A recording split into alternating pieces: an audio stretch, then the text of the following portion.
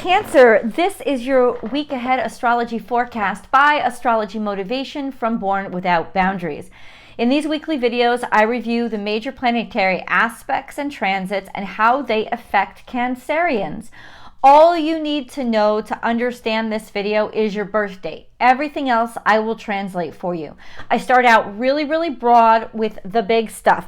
This is for August 25th to the 31st, 2023. So we'll go over what's going on in the charts.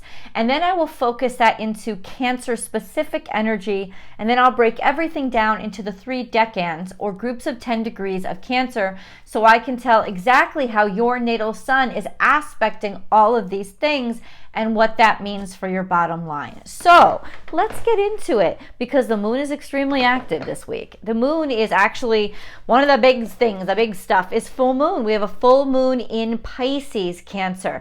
Now that will be trine to a specific group of you, and before then, while the moon is in Capricorn, we'll experience, leading up to that full moon, a moon-lunar opposition to our natal suns. So there's actually a lot of emotion in the air and a lot of opportunity to release and let go. Let's talk a little bit about this full moon. It happens on the 30th in Pisces at 7 degrees, because the sun is then at 7 degrees of Virgo. It is conjunct to Saturn. So that's actually huge energy, because moon conjunct Saturn is not the most, it's not the easiest energy, but it's basically kind of like grown up emotions. There's a sense of personal restraint of emotions, or it could represent emotions that have been restricted and oppressed. And in Pisces, that's just going to run all over the place when it pops, because this is not only a blue moon, because it's the second full moon of August, which means that this is like the huge dump. Whatever we weren't able to release, now we get a second chance to release that again. And then we have this blue moon. I'm sorry, this super moon. It's a super moon because it's super close. I was looking outside of my house the other day, and last night, and even the waxing crescent was already close. So this is going to be a beautiful sight if you guys can see it. And in good news, in the United States, we're going to be able to see it, because the moon is going to be full at its fullest between, say, 5, if you go over to Alaska. Hawaii, you probably won't be able to see it, but continental United, you'll be able to see it. But when it's at its fullest, continental United States, the sun will have started to set. Definitely over on the East Coast, you'll get the best view, because the sun will have set at that point around 9:30 p.m. But we'll get a really beautiful view of it, because the sun will have already started to fade on continental U.S. So that could be just quite a beautiful spectacle, not from an astrological perspective, but just from an aesthetic perspective. It's so beautiful. So we'll get a chance to catch a glimpse of that. It's going to be really nice. So it's a blue moon, and it's a super moon, and it's conjunct to Saturn. So whatever has repressed us or made us feel like we have to hold back, or has put a weight on us, or the feelings that are associated from feeling oppressed, there's going to be a huge emotional explosion here, an emotional flood, and it's time to relinquish those things and let them go, so you can open yourself up to looking at the world in a different way. We have some helpful aspects that are going to help us with that. Primarily, we have Mercury trine to Uranus and Mercury trine to Jupiter Mercury is going to be trying to Uranus all week. But as of the 30th, Mercury will also trine to Jupiter. So on the day of the full moon, Mercury, which is in retrograde at this point, is also going to be trine to Jupiter. Trine to Jupiter and trine to Uranus on the full moon. We're clearing out space so that we can be more innovative with how we think of what we already have. Since it is retrograde, the sense of looking within and understanding in it from a different perspective. How can I let this make me happy, and take these restrictions and take their emotional impact on me off, and sort of readjust my perspective to actually reclaim all of these things as blessings. So there is an optimistic push toward the end of this week. Mars moves into Libra on the 28th. This is a big transit because Mars is the only planet that's going direct now. It's the only planet that's not in its shadow period or retrograde. So, because Uranus is definitely in its shadow period. It's been in its shadow period, but it's going retrograde on the 28th in the evening if you're over here in the States. If not, it's different times, but it's the 28th that Uranus is going to be in retrograde. So, and Jupiter is definitely in its shadow period, because by the 3rd, September 3rd, 4th, Jupiter will go into retrograde. So Mars is the only planet that isn't in its retrograde or its shadow period, which means it's the only planet that's moving regular speed, but it's moving directly into Libra, where it is in detriment, where it is most vulnerable and least aggressive. Mars in Libra really works to create balance. It doesn't look to move forward, it looks to create balance. And actually, it's perfect for the theme of retrograde season, because that's really what we want to look for. We want to look for restored fairness and taking actions that restore balance internally so that those effects are external. Let me say, it is a kind of a shit show out there with the way our world is, but the external world is a result of, or the consequence of, the chaos inside. So what we do really need is to go more internal and rebalance who we are as individuals so that outwardly we're not chaotic. So this is the time when that really starts to begin, and we need to readjust our value systems, as well as our relationships with other people, as well as our resources, to start to reevaluate them and see how they can better be distributed, used, and most especially appreciated. We do have Venus square to Jupiter and Caesar square to Neptune, which means that there is going to be a confrontation of excess, of like gluttony, overindulging in sensual pleasures that we felt we could go on and on and on with. It's going to be a real pain in the you-know-what this week, while Venus continues her retrograde.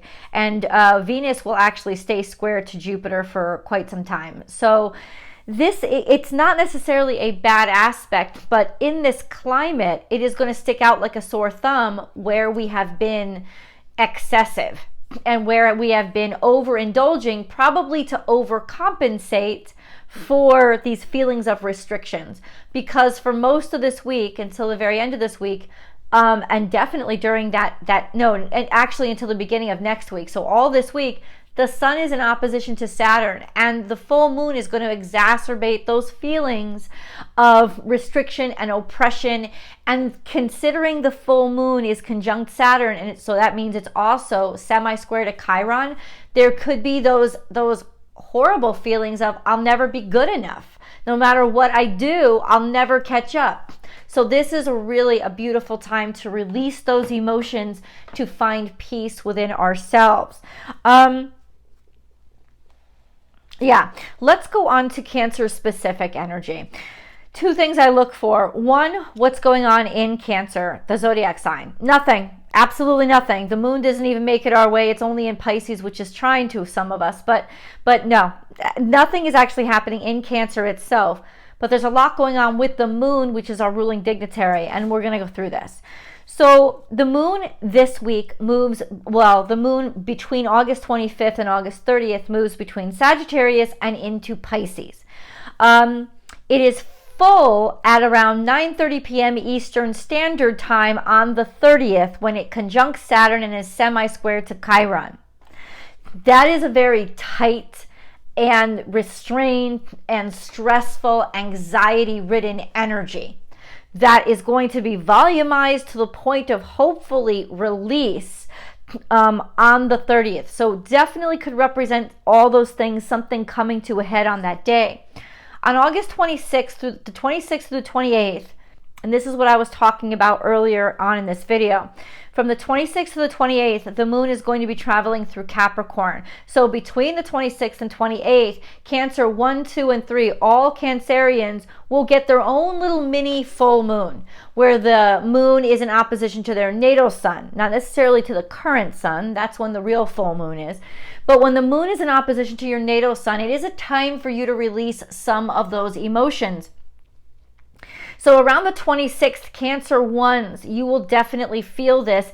And there will be sort of an upswing of optimism here because the moon will be sextile to Saturn while it is in opposition to your natal sun. So there is this energy of opportunity to do things differently, or to release ourselves from restriction, or just take more personal responsibility over our emotions and actually kind of get a grip in a way. That will happen on the 26th. Those are Cancer ones. Cancer twos, it's more around the 27th into Cancer threes, more toward the 28th, when the moon conjuncts Pluto and becomes around the 27th, the moon will be trine to Mercury and trine to Uranus and loosely conjunct Pluto. On the 28th, the moon will be tight conjunction to Pluto. So on the 27th is more Cancer threes that it's really impacting with this trine to Mercury and trine to Uranus. It's early Cancer threes. So what does that mean? Great instincts, great insights, and definitely a day to release, but to really understand what you can release and what is smart to release, and to be prepared to release. Beautiful, beautiful day for you. On the 28th, the moon will be in tight conjunction with Pluto, and it will be trine to Mars, and this will be in opposition to the natal suns of Cancer threes.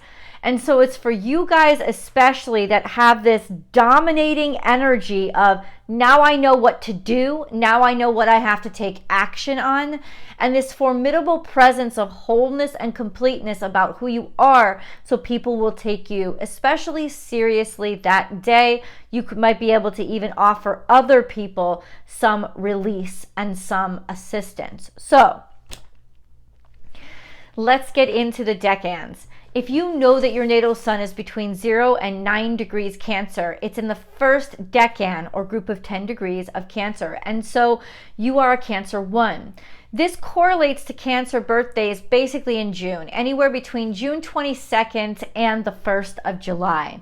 On August 26th, the moon will be in opposition to your natal sun. We just discussed that. All this week, your natal sun is sextile to the current sun. That will give you an uptick of energy and self-confidence, as well as visibility, which you won't mind at all. People will really give you credit for things, and your charisma will go a long way. But it is also square to Mars, which means you could be pop-offish and reactionary. So things are going really well. You've got a lot of self-esteem. You might be willing to try some things that you're actually not prepared to handle. So please watch out, because that could lead to injury. Venus is in retrograde, and Venus is also semi-square to your natal suns. So with the square to Mars and the semi-square to Venus, this could actually happen like some pop-offish, angry, frustrated energy when it comes to your romantic relationships if you're in one. If you're not, this is not the best week to date. Just an FYI. Your current suns are trine to the south node. That will be true for the next couple of months, which means they're kind of hanging out in their comfort zone and you're kind of running on instinct. That's not necessarily the best thing. But that also means that your natal suns are sextile to the south node, which can actually be kind of helpful to you. Hold on, no. They're trine to the south node, which means they are sextile to the north node. Now that means that because you're comfortable in your talents, skills, and abilities, you're actually finding a way to open yourself up to a broader understanding of your own capabilities. And that's actually really wonderful. However, because the north node is in Aries, you might be putting more emphasis on your own personal identity and individuality. And that could also be rubbing relationships or making relationships a little harder. So understand, if you are in partnership, to still listen to your partner and not just slack off with your partnership. You might have to make a little extra effort there, since that is in Libra where the south node is. And then you guys are the ones that are trine to the full moon on the 30th. So this is actually going to help relax tension and ease out energy. And this is a wonderful time, especially to make amends or heal any kind of family situations or family circumstances. Let's move on to Cancer 2s. So if you know that your natal sun is between 10 and 19 degrees Cancer, it's in the second decan of Cancer, so you guys are Cancer 2s. This correlates to Cancer birthdays between, say, the 2nd of July and the 11th of July. That's actually me, because I'm July 6th. Yay! Our natal suns by the 30th will be sextile to Mercury retrograde, so we can find some opportunities that come up because of things slowing down and information that we're taking a deeper look into. We are within 30 degrees of Venus, so this could actually stimulate some agitation or frustration when it comes to our looks or our aesthetics or even the money that we are making. And that could be what stimulates us or inspires us to go digging and get information that we need. Our natal suns are semi-square to the current sun, which means we just have this irritability when it comes to not being seen, not being given enough credit, or in some ways maybe even compromised sense of self-esteem. But we could still use that in some ways as, well, I got to do something about this. I need to find out more information. So it is a fantastic week for us to inquire more deeply and review information that we already have, because that we could find some opportunities or help in that. Our natal suns, especially if you're born like the 9th, 10th, 11th, and 12th of Cancer, our natal suns are in a tight square to Chiron, which can also mean for the past year or so that we've felt this heaviness of why every action I take, why isn't it good enough? You know, why is everything so difficult? Why is everything extra hard? Because a square to Chiron to your natal sun will make you feel that way. And that's just something that we're working through, especially if your birthdays are around that time. We are trine to the moon on the 31st. So once it moves out of full, just the day after full, our natal suns will trine the moon.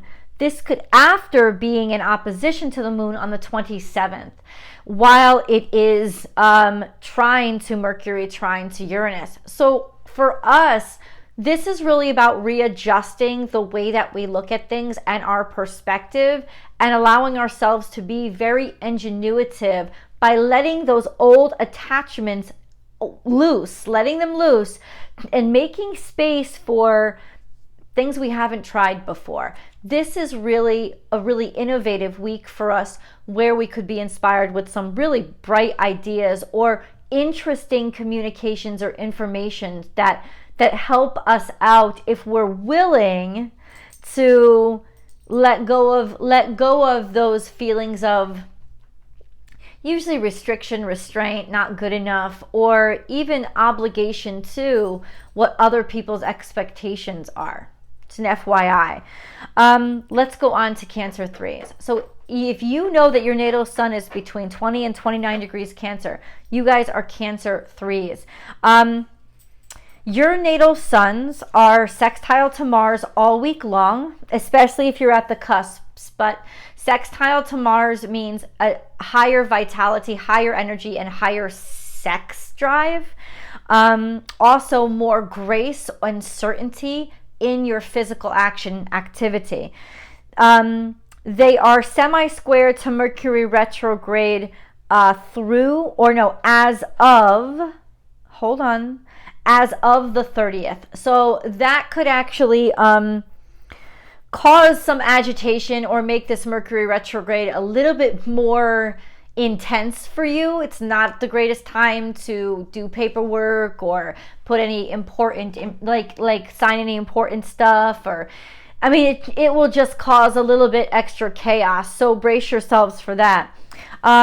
You have a long-term opposition to Pluto and square to the nodes, which means there's a shift in your own personality, your own sense of self, and your own sense of personal power for this next couple of years with the opposition to Pluto, but definitely for the next couple of months with your square to the north and south node.